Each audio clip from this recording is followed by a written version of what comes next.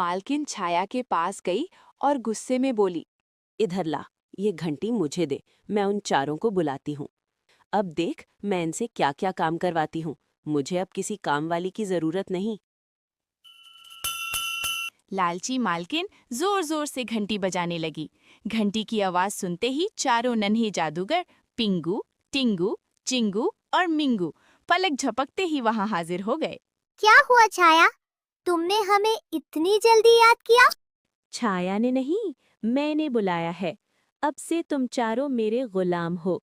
चलो जल्दी से मेरे लिए सोने का महल खड़ा करो और ढेर सारा धन लाओ, वरना मैं इस घंटी को तोड़ दूंगी और तुम कभी वापस नहीं जा पाओगे।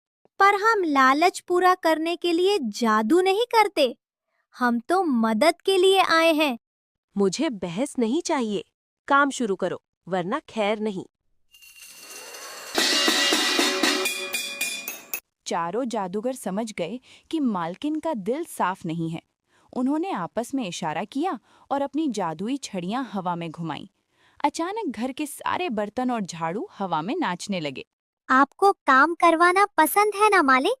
तो लीजिए। जादू से झाड़ू अपने आप मालकिन के पीछे पड़ गया और बर्तन उनके सिर पर धीरे धीरे बजने लगे। मालकिन डर के मारे पूरे घर में गोल गोल भागने लगी। अरे बचाओ, ये क्या हो रहा है? मुझे छोड़ दो, मुझे धन दौलत नहीं चाहिए। इन झाड़ू बर्तनों को रोको। लालच का फल ऐसा ही होता है मालकिन। जो दूसरों की मजबूरी का फायदा उठाता है, उसे कभी सुख नहीं मिलता। मालकिन ने कान पकड़कर छाया और नन्हे जादूगरों से माफी मांगी। उसने वादा किया कि वो अब से छाया के परिवार का ख्याल रखेगी और उसे बिना काम कराए भी खाना और दवा देगी। नन्हे जादूगरों ने अपना जादू वापस ले लिया। आप सच में बहुत महान हैं। आपने मेरी और मेरे माता-पिता की जिंदगी बदल दी। खुश रहो छाया। याद रखना, जहाँ अच्छाई होती है, वहाँ जादू हमेशा काम करता है।